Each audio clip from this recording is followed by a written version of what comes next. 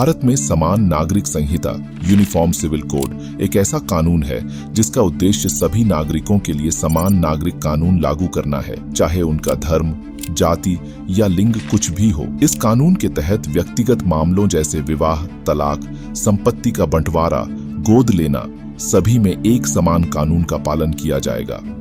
समान नागरिक संहिता का विचार भारतीय संविधान के अनुच्छेद 44 में उल्लिखित है, जिसमें यह कहा गया है कि राज्य का प्रयास होना चाहिए कि वह पूरे देश में एक समान नागरिक संहिता लागू करे।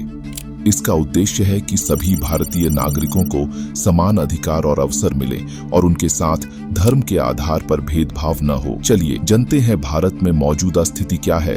वर्तमान में भारत में अलग अलग धर्मों के लिए अलग अलग व्यक्तिगत कानून हैं। हिंदुओं, मुसलमानों, ईसाइयों और पारसियों के लिए अलग अलग विवाह, तलाक और संपत्ति के बंटवारे के कानून हैं। उदाहरण के लिए मुस्लिम समुदाय के लिए शरिया कानून लागू होता है, जबकि हिंदू विवाह अधिनियम हिंदुओं के लिए लागू होता है। समान नागरिक संहिता के पक्ष में क्या क्या देखने को मिलेगा? 1. समानता।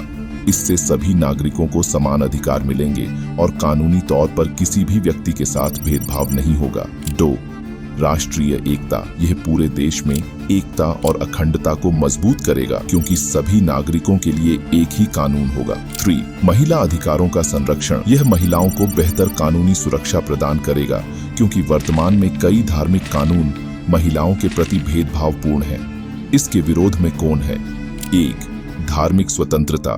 कुछ लोग मानते हैं कि समान नागरिक संहिता धर्म की स्वतंत्रता के अधिकार का हनन कर सकता है, क्योंकि यह धर्म आधारित व्यक्तिगत कानूनों को समाप्त करेगा। 2. विविधता का सम्मान।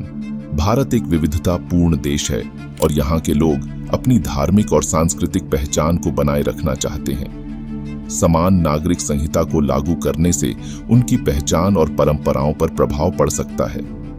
इससे क्या होगा?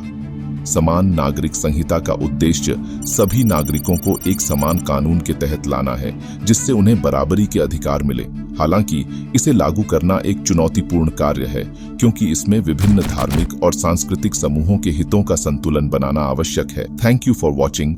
अच्छा लगा तो लाइक, शेयर एंड सब्सक्राइब।